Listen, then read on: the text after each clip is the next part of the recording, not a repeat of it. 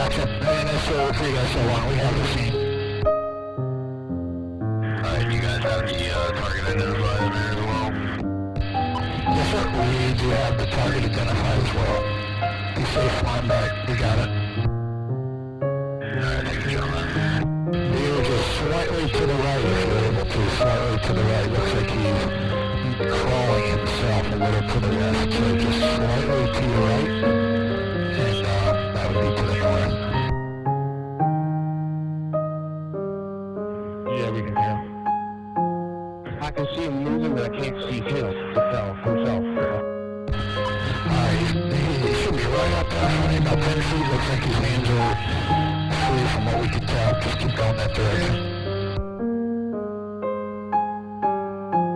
Hey, could be a real big stretch, but we had that signal late. That was long. It was like a hair-ripped man with a black shirt, black hat, and a beard.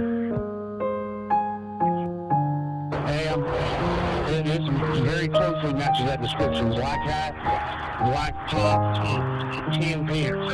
I'm pretty sure this is going to be him. That is wild. Is it a Puma hat? Yep, simple. That's amazing. Great job, everybody.